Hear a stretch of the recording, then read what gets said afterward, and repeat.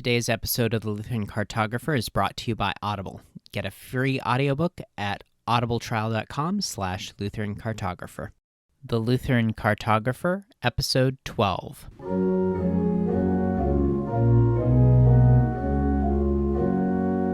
Welcome to the Lutheran Cartographer, the podcast where we explore what it's like to be Lutheran in different areas. Today we are joined by Pastor Brian Kachelmeier, who is the pastor of Redeemer Evangelical Lutheran Church in Los Alamos, New Mexico. He regularly appears on Issues, Etc., where he does a Christ in the Old Testament segment that's well worth checking out, and also he is one of the instructors at the Wittenberg Academy. Pastor Kachelmeier, welcome to the show. Hey, it's great to be here. Let's start with a little bit about your background and how you came to New Mexico. Yeah, that's an interesting thing. First of all, my family heritage from my dad's side of the family is German Catholic, and so I'm the oddball of the family. I'm the black sheep of the family, being a Lutheran, not a German Catholic. Originally, my father was in Wisconsin. His father was in Wisconsin, so my grandfather moved out here to New Mexico to work at the National Laboratory as a machinist. My grandfather was a tool and die maker. His name was Ladislaus Winkelslaus Kachelmeier, but nobody could say that out here, so he was just known as LW or Laddie. And Kachelmeier became our family name. My grandfather, Laddie, he worked at the laboratory as a machinist. My dad went to high school here in specifically Los Alamos, where I'm at, Los Alamos, New Mexico. And my dad went to high school here in Los Alamos. I went to high school here in Los Alamos. My son, Luke, and my daughter, Caitlin, went to high school here in Los Alamos. And my dad then moved away, joined the Army, came back, and he became a machinist in Los Alamos, and my dad still lives here in Los Alamos. My journey out of Los Alamos went down to Albuquerque. That's where I went to the University of New Mexico. I met my wife there. She wasn't my wife at the time, of course, so we were just talking about this 28 years ago. We met on the day after St. Valentine's Day, so this is kind of our 28th anniversary for meeting, shall we say. But when I met her, she was Southern Baptist. I was German Catholic, and we started talking. We started discussing things. In that, I began to go to church with her in a Baptist church, and everything was great. Everything was good. I was learning. I wasn't into the Bible or what I believed and why. And I was told in the Baptist church, everything that they believe and teach is literally from the Bible, and it's that simple. And I said, okay, great, until the Baptist pastor came across the Lord's Supper on one Sunday and said, now, of course, we don't interpret that literally. That was a red flag for me. And so I started to investigate more with growing up in the Catholic Church. I took the words, this is my body, this is my blood, to be at face value what Jesus says and say thank you and amen. That started me on the whole journey towards the Lutheran faith. We studied all kinds of churches. I changed my degree to religious studies at the University of New Mexico, and I was intrigued with church history. I ended up being a liberal Lutheran, knee-jerk reaction to fundamentalist Baptist. But as time went on, studying my Book of Concord, I became a confessional Lutheran and left and joined the Missouri Synod. But we left New Mexico, went to Houston, Texas, where I was the youth director or the director of parish education at Our Savior Lutheran Church with Pastor Larry White. And I was there for about 3 years, and then we went off to the seminary in Fort Wayne, Indiana. I studied there. We went to San Francisco on vicarage, and then we ended up back here in New Mexico, of all places. We ended up back here because Randy Golter was the district president at the time, and he was the Missouri Synod pastor in Albuquerque that I was conversing with about becoming Missouri Synod and leaving the ELCA. And when I was at the seminary, he knew me. He wanted me back in the district, so he brought me back. He did not know I was from Los Alamos. They wanted to plant a church in Los Alamos, and they sent me back here to Los Alamos to plant a church. And I've been here 14 and a half years, almost 15 years, I guess 15 years this summer. So that goes all the way back to 2005 is when I graduated from the seminary. So we planted a church here in Los Alamos, and we've been around since 2005. Excellent. So usually at this time, I ask a little bit more about what you like about the area, the good parts and the bad parts, but I want to put that on hold for just a moment and follow up with something you just mentioned, which is planting a church in Los Alamos. What does that process look like? I'm not familiar with it. Well, the process is extremely difficult. You need, of course, the Holy Spirit. I think the problem that we have here in America is about this whole capitalistic endeavor. All you got to do is you put together these strategies and the methodology, and you get the product that you want, and you can sell people on it. It's a consumer market. But that's not really Christianity, and that's not the gospel. What you need, of course, is you need the proclamation of the gospel, but you also need people. You can go to a place where nobody wants to hear. People resist the work of the Holy Spirit, reject the word of God. But you can also go to a place where God is at work, bringing people, drawing them together. And I think that when you look at a mission plant, you have to look behind the scenes, and this is mostly going to be hindsight. You can't really do this on the spot, because in the spot, you're only seeing what's in front of you. But it's God who's bringing things together at the proper time. So at the right time, this is where these events happen. In Los Alamos, we were blessed with a group of people who lived here in Los Alamos who were already Missouri Synod Lutherans. And they were confessional, liturgical Missouri Synod Lutherans, so not just a wishy-washy, anything kind of goes type of Lutherans. For the most part, what they wanted is something that represented their identity as Lutherans. And they were driving down to Santa Fe, as it is said, Santa Fe, New Mexico, which is about 45 minutes away. And that's where they were attending. That's the closest Missouri Synod church. But they wanted their own church here in Los Alamos. In fact, there used to be one that went under. This is a small city that does not grow.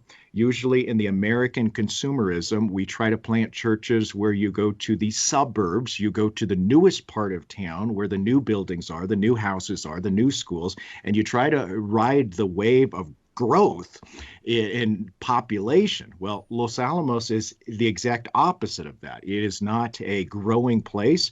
Like I said, I'm from Los Alamos. I went to high school here. The city's the same size as it was back when I was in high school, back in the 80s. I mean, it doesn't really grow. The population just changes. People come and go because it's a national laboratory, nuclear research laboratory. This is where we built the atomic bomb, the Manhattan Project. And you have people who come in and then they leave. You have people here for a few years. They work on their postdoc program, or maybe they get on staff. Maybe they get a better position at a different laboratory, and they leave and move on. So the type of place where we're planting a church is not normal. It's not typical. It is a small city that doesn't grow. You're looking at about 18,000 people. But what God is doing is God is working in the midst of all of this, bringing people together, Lutheran, like-minded individuals who are serious about starting a church. So we planted this church based on this idea that we want something different and unique to what you have in Los Alamos. In Los Alamos, they have all the churches. I mean, you've got everything. You've got one of every flavor. I mean, you even got a strong Unitarian non-Christian group here in town. You have all kinds of groups. You have Presbyterians, Methodists, Baptists, and there's a large Roman Catholic community here, large in the sense of the rest of the town. You're looking at about 1,000 families in a town that's about 18,000 people. So that's a big chunk of the town are Roman Catholic, which is predominantly what we have here in the Southwest. So planting a church here is so interesting because it helps you see see that God is the one who is at work. I mean, you can plant, you can water, but God is the one who provides the growth. He's the one who does this, and He's brought people together from all over here to Los Alamos, and He's brought like-minded individuals who want to be intentionally Lutheran. Now, the advantage we have here in Los Alamos is that national laboratory. And with that national laboratory, you have a high education base and you also have a high salary base.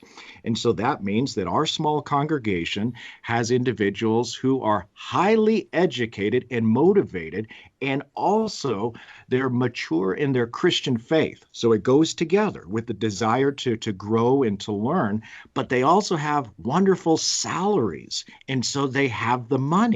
And one of the things you do need when you plant a church is you need money. I mean, you need funding if you're going to have a full-time pastor. So I'm a full-time pastor. Now, there's other types of mission models where you have a pastor who's a quote-unquote worker priest because he cannot have a full-time salary because he doesn't have that monetary base. We've been blessed with a monetary base here in Los Alamos with individuals who want to make sure this happens, and they put their money where their mouths are. So that's the unique thing we have here in Los Alamos. What's also wonderful and beautiful is my personality and my identity is one who wants to intentionally be Lutheran and a conservative, confessional, liturgical, historic Lutheran. I came out from the Catholic Church, out from the Baptist Church, out from the liberal Lutheran, the lazy Lutherans, and I intentionally wanted to be a true Lutheran. And so that's my personality. So when I come here, and that's what I want to establish, God is bringing people who have a very similar perspective, which is such a blessing. I mean, for such a small congregation, we have a group of people who are interested in learning Lutheran doctrine. They want to know what's in the Lutheran confessions. They want to be true to the historic Lutheran faith and to the liturgy. And this is the kind of group that I'm working with here. But it's difficult. The church grows in the same way that the city grows. The city in Los Alamos brings in new people because there's a job at the laboratory, and then you have people leave. We bring in new people into the church, and then we have people leave. I mean, it kind of directly mirrors what we see in our culture here and in our society.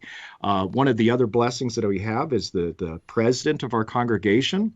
He's an analytical numbers kind of guy, and he does the number crunching. And he says, look, we're in a small town that doesn't grow. Look, we're in New Mexico that doesn't have a lot of Lutherans. We should not expect these exponential, extravagant church explosions of multiple members of a 2,000-member congregation. We don't even have such a thing in the state of New Mexico, so we shouldn't expect it. And that's such a blessing to not have that extra pressure and stress of you've got to be bigger, bigger, bigger, bigger. And if you're not bigger, you're not doing things right. And a lot of times in our American culture, with that consumerism, we have the idea that the more things that you sell, the more products that you provide, and the more consumers you have, the better you are. The bigger you are, the more money you bring in. Because remember, money is an issue. So the idea of bringing in more people is directly tied into bringing in more money.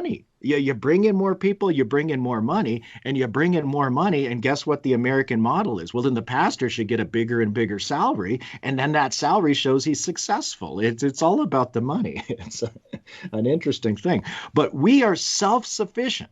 We're a congregation that we did not receive a penny from the district, Rocky Mountain District, to start a mission.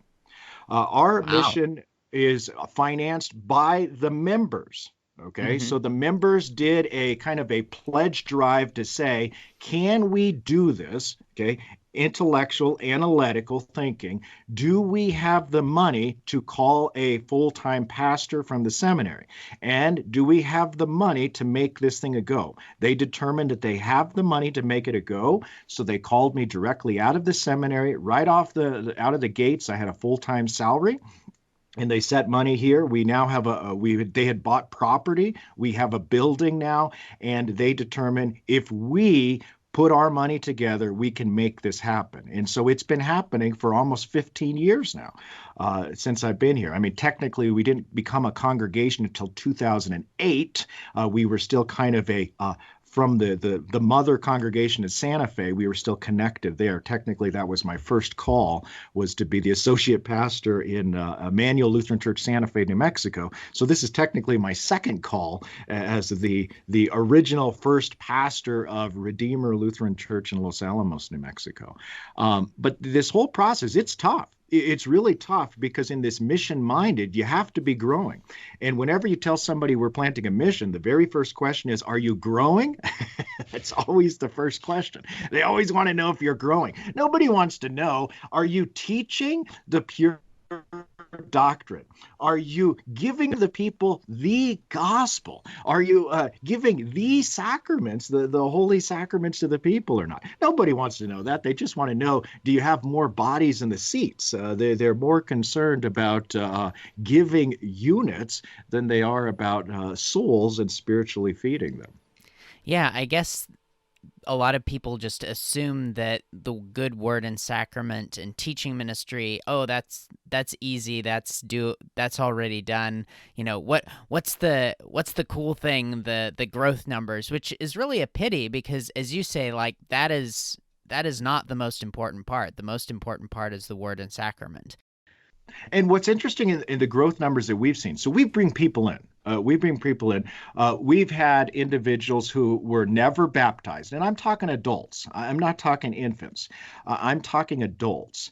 We've had adults that have never been baptized that I've baptized. We've had those who did not grow up Lutheran intentionally now say, wow, now I know what this is about, this doctrine and this practice, and I want to be Lutheran. So we had adult converts. When we do that, here's what I'm going to share with you, that the key is, every time we bring in an adult convert or baptize an adult, it's because of a significant other, in particular, a spouse.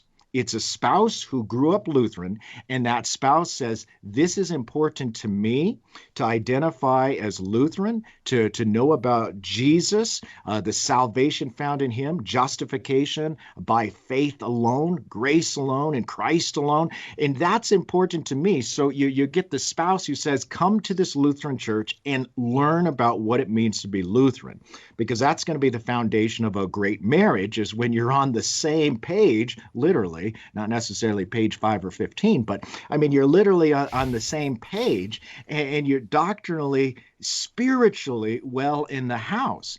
And so I'll tell you, that's where we've seen the adult converts. All right. Right now, I'm working with an individual who's dating a gal. So this individual is Lutheran, grew up Lutheran all his life. He's dating a gal that did not grow up Christian at all, has no background in Christianity at all. But now he brings her to the church. She's attending the church. She's been attending. We've been going through adult catechesis, going through the catechism, and she's learning and growing, and she wants to know more. She wants to be fed with this gospel, the good news that she's never heard before. Excellent. So let's talk a little bit more about Los Alamos as a place. So you've already told our listeners quite a bit about where it is, in terms of that you have the National Laboratory, that it doesn't, in terms of population numbers, that it doesn't grow much. It kind of stays the same, but people come and go. Tell us a little bit more in terms of what you really like about Los Alamos. What are the good things about being there? Well, what's amazing about Los Alamos is it is a small city that is unlike any other small city in the world. There's no other small city like this. And for a couple of reasons. Number one, you have people literally from all over the country that come here to Los Alamos. And you have people also, even from all over the world, who come here to Los Alamos. I mean, you can go to the grocery store and walk down one aisle and hear people conversing in English. The next aisle, they're conversing in Chinese. The next aisle, they're conversing in Russian. And yes, I did say Russian and Chinese. That's an interesting thing with the National Nuclear Research Laboratory. But yes, they're conversing Korean or Spanish, or you have different people from all over the world that come here to Los Alamos. So it's a very interesting scenario. Also, this is a highly educated community. It's one of the highest per capita PhDs in the country. You have intellects coming here to Los Alamos. And so what that does is it makes the whole culture different. Okay, the culture is one that is an academic culture. Likewise, our congregation then reflects this academic, intellectual, intuitive, I want to grow and know more. So that changes kind of the dynamics even of the congregation who wants to learn the doctrine of the Lutheran faith. As a small city, that it has the high intellectual. It also has the high salaries. This flows over into the school system, the public school system here, that the public school system is one that wants to be better than the whole rest of the state of New Mexico. I mean, if you look at public schools and education across the country, New Mexico is like way down at the bottom. I think we might have beat Mississippi or something like that. I don't know. But we're way down at the bottom. We're like ranked number 49, 48, something like that. But Los Alamos High School is constantly ranked in the heights of all the high schools across the country, because what that means is the parents who are here care about an education. So that's going to change the whole community itself. But with that change in the parents driven to make sure that their kids have an education, there's also going to be the extra factors of kind of stress upon the kids. So this is a unique setting. The other thing that's very unique is it's almost like a government military base. I mean, it's not a military base anymore. It hasn't been for quite some time, but it has that kind of safe community type of a feel to it, so that when people move here, it's so strange to them. They feel like they've gone back to the Leave It to Beaver age or something like that. It just, you're here and you don't have high crime rates. I mean, the murder rates are extremely low.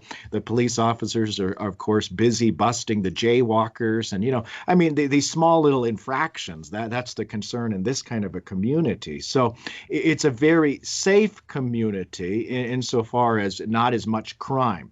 And what that then does is it's a great community to raise children. Now, as a kid, when I grew up here, all the kids say, I can't wait to leave. You want to go somewhere else. You want to see the world. But then as an adult, you say, hey, this is a good place to raise my kids. It's a safe place for the kids. Excellent. I mean, in our street, we live on a cul-de-sac. And so the kids can just play outside the cul-de-sac with the neighbor kids.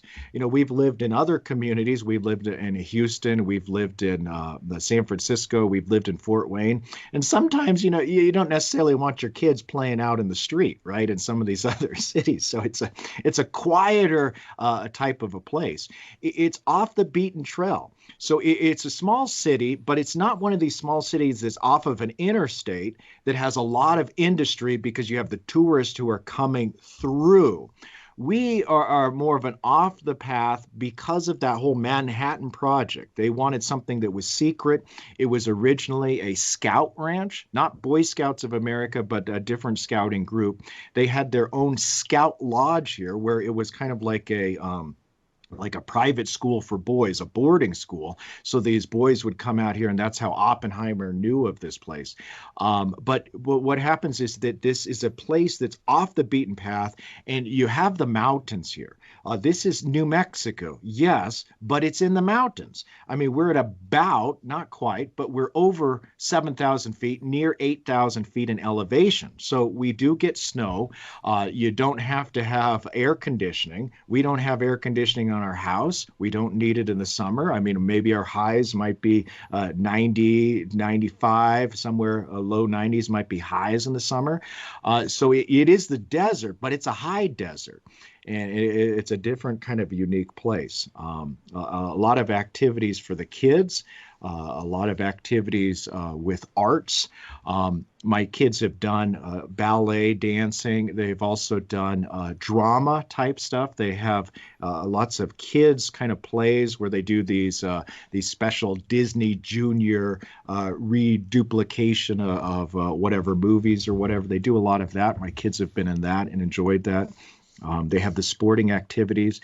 Now, they have a ski hill right here. I'm not a skier. I don't ski. It's too expensive for me, and I don't want to get hurt. I'm too old. You break a bone, and it might take longer to fix. But there's skiing here. There's backpacking here. There's all kinds of outdoor type stuff. We have Bandelier National Monument here. That's a destination for people who come all over. And in fact, we've had pastors who come to Los Alamos not because it's on the interstate, but they want to go to Bandelier. We just had Pastor Benjamin Ball come here just this last weekend. Benjamin Ball is the 6th vice president of the Missouri Synod. His family wanted to come up and see Bandelier. They wanted to go.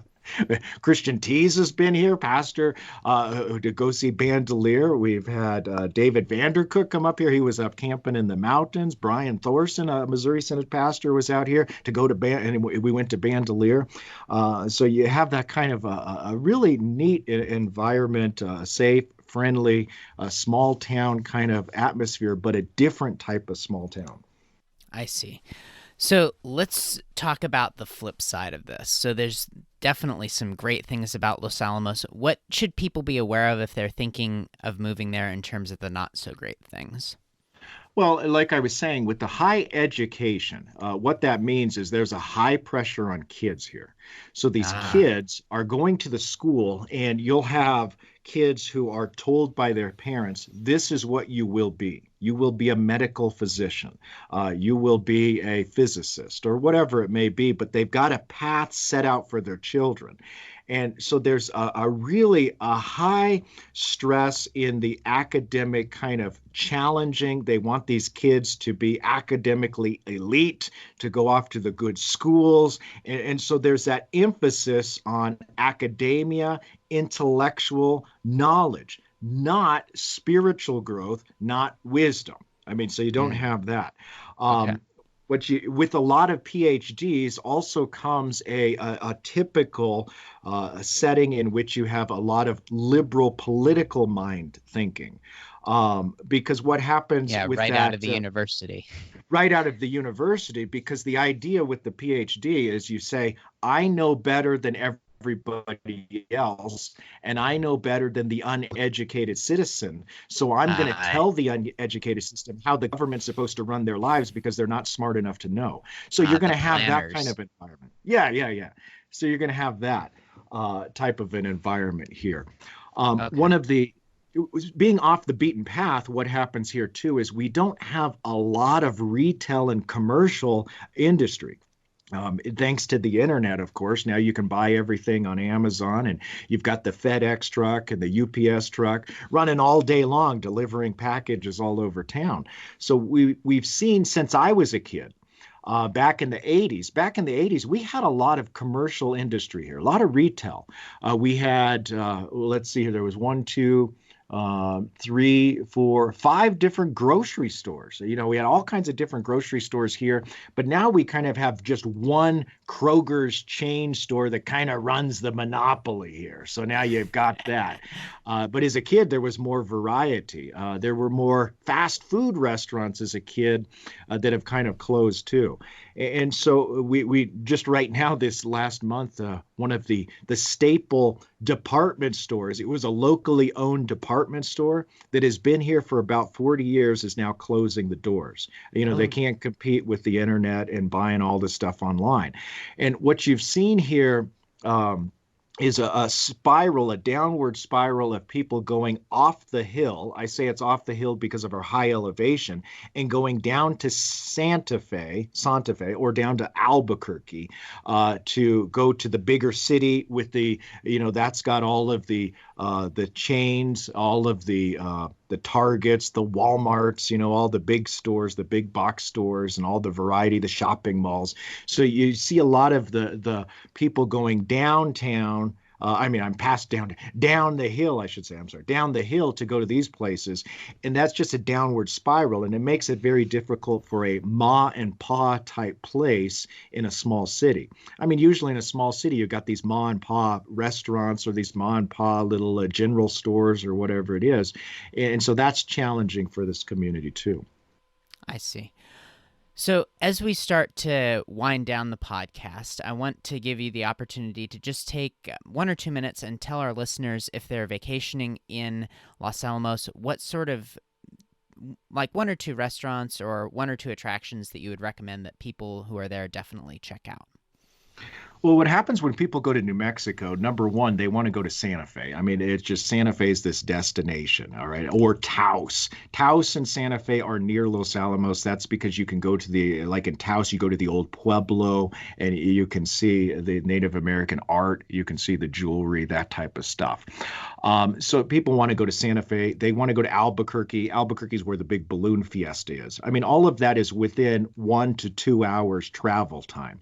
Here in Los Alamos itself, people will come up here for a couple of reasons. Number one, because of the history of the Manhattan Project and the atomic bomb, the research, there are people who are interested in this. So we do have a Bradbury Science Museum that's free, that you can learn more about the history and the development of the atomic bomb, what was going on in that time period, what that means for us now and into the future if you're into the nuclear research. So we have people who come up for that reason in particular. I mean, there's skiing for people who ski.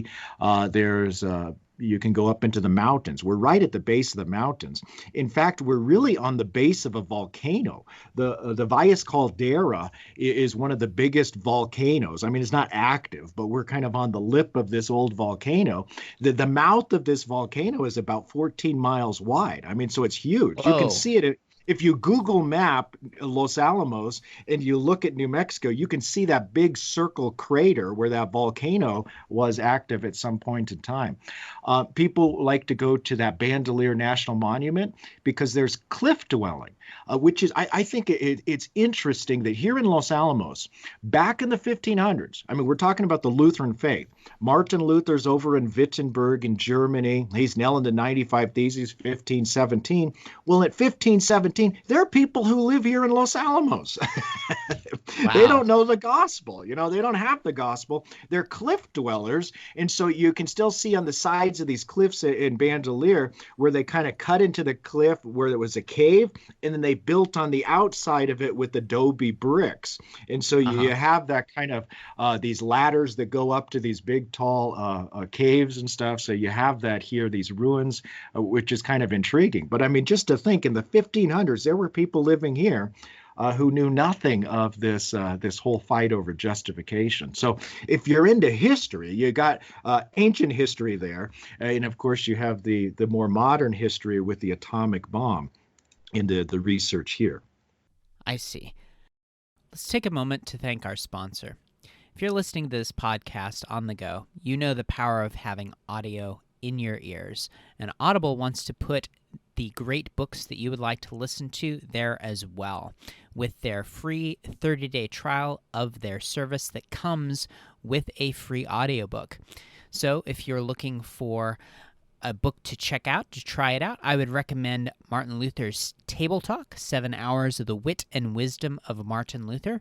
But if you're not interested in Table Talk, they have a wide variety to choose from beyond Table Talk. So check it out at audibletrial.com/Lutheran Cartographer.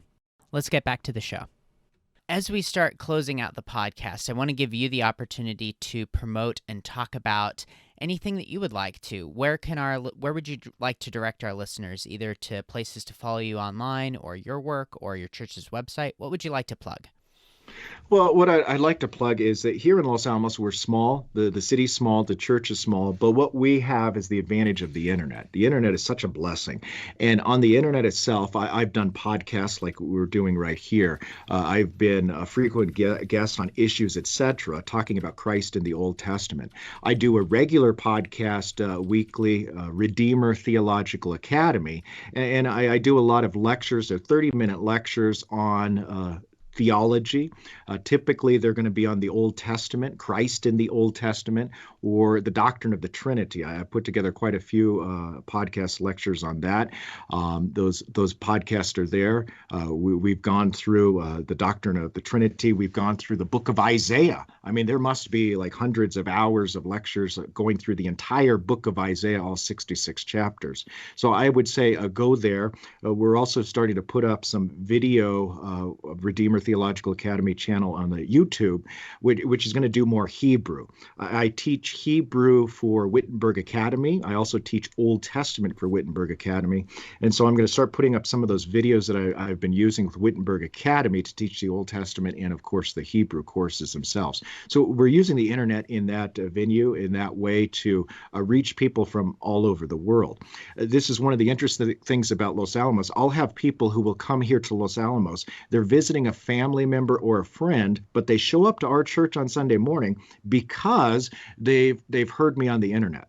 They've heard some of these podcasts. They're familiar with what we've been doing on the internet. We reach us around the world. Like, for instance, I was saying that there are people from all over the world. At one point in time, there was a fellow from Poland. And I had a conversation with this guy from Poland, and he never heard of a Lutheran before. He didn't know what a Lutheran was. So I'm telling him about the Lutheran faith. We were having the lectures here at the church site on the Trinity. And then he went back to Poland and was listening to my podcast so that he could work on his English and learn more about this Lutheran theology. So that was great. But I mean, we can do amazing things with the internet. Yeah. Absolutely. And in fact, that's how I heard of you, is through Issues, when you were plugging Los Alamos as like an opportunity where there's these opportunities at the National Laboratory. So as we close out the podcast, I want to hear your closing thoughts for our listeners, either in general or perhaps if you'd like to directly address somebody who's thinking about moving, whether to Los Alamos or to somewhere else. Well, I think what we're trying to do here is we're planting this church. We've been here for almost 15 years now, and it's the same case everywhere, that when people move, when they go somewhere, you're going somewhere for an education. Think about your soul, your spiritual well-being. If you're going for someplace because of a job opportunity, career, vocationally, well, think about your soul. I mean, if your vocation and your aptitude, your skills are in physics, biology, the sciences, those types of things are here in Los Alamos. So you say, is Los Alamos a place for me? You say, well, good. There's a confessional, liturgical Lutheran church there. That's good for my soul, and my job is good for my body and my family. So when you think about where you're going, if it's Los Alamos or anywhere, think about, is there a church to spiritually feed myself and anybody in my household that I am to be overseeing and watching over their souls and their well-beings. That's an excellent way to think about it. Thank you so much for your time today, Pastor Kachelmeier. Godspeed. Oh, it was great to be here, Nicholas. Great to meet you. Yeah. Thanks for listening to the Lutheran Cartographer. For more about the things that we talked about today, including links to Redeemer Theological Academy and Pastor Kachelmeier's appearances on Issues, etc., again, really encourage you to check that out. Go to the show notes page, which you can find at lutherancartographer.com/12. Again, I encourage you to check out that Audible offer if you would like to try out that service and get that free audiobook. That's at audibletrial.com/lutherancartographer. And also, too, I ask that you would take a moment to rate and review the show on iTunes. It's very helpful so that more people can see the show, as well as make sure that you subscribe on iTunes or Stitcher so you don't miss an episode. Thanks again for listening. I'm Nicholas Weber. I'll talk to you soon.